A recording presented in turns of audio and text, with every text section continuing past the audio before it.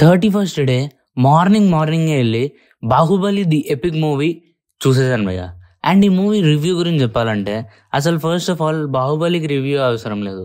కానీ ఒక 6 గంటల సినిమాని 4 గంటల్లో ఎలా చూపెట్టారు.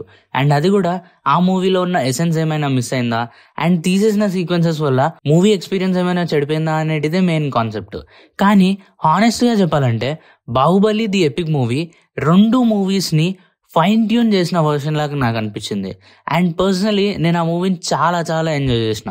అండ్ మెయిన్గా హైలైట్స్ అన్నిటిని మనం ఎలాగైనా ఎంజాయ్ చేస్తాం, అది స్పెషల్ కాదు. కానీ కొన్ని చిన్న చిన్న సీక్వెన్సెస్ని ఈసారి చాలా కేర్తో, అండ్ అదే కాకుండా ప్రతి ఒక్క డీటెయిల్ని చాలా జాగ్రత్తగా గమనించా.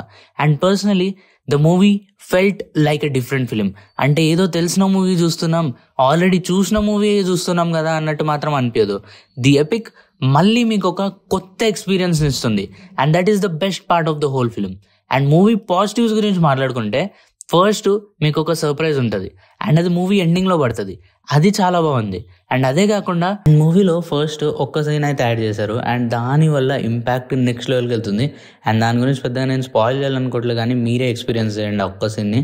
అది క్రేజీ లెవెల్ అడిషన్, అసలు నేను అస్సలు ఎక్స్పెక్ట్ చేయలేదు. కలర్ గ్రేడింగ్ కూడా కొంచెం అక్కడిక్కడ ఆల్రెడీ రాజమౌళి గారు చెప్పినట్టు మార్చారు, అండ్ అది కూడా మనకు ఆన్ స్క్రీన్ చాలా బాగా కనబడుతుంది. అండ్ ఓవరాల్ విజువల్స్ చాలా రిచ్గా కనబడతాయి.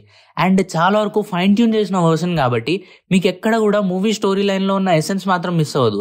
కొన్ని ఇంపార్టెంట్ సీక్వెన్సెస్ సాంగ్స్ లేపేశారు, అండ్ అక్కడ నేను డిసప్పాయింట్ అయ్యాను. బట్ స్టిల్ దానివల్ల స్టోరీకి ఎలాంటి ఎఫెక్ట్ జరగలేదు. అండ్ ఎలాగైతే ప్లాన్ చేసుకున్నారో అలా ఎపిక్ని పర్ఫెక్ట్గా ఎగ్జిక్యూట్ చేశారు రాజమౌళి గారు. అండ్ ఆ మూవీ ఎందుకు స్పెషల్ అంటే ఇప్పట్లో మనం రాజమౌళి గారి మూవీ చూడలేం. అండ్ అదే కాకుండా ప్రభాస్ గారికి, రానా గారికి కెరియర్లోనే బెస్ట్ పర్ఫార్మెన్సెస్ ఇవి.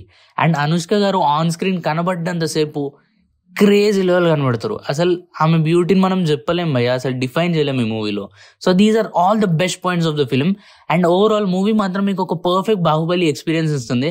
అండ్ మీరు కూడా బాహుబలి మొత్తాన్ని రిలీవ్ చేయాలనుకుంటే మాత్రం ఈ మూవీకి తప్పకుండా వెళ్ళిపోండి.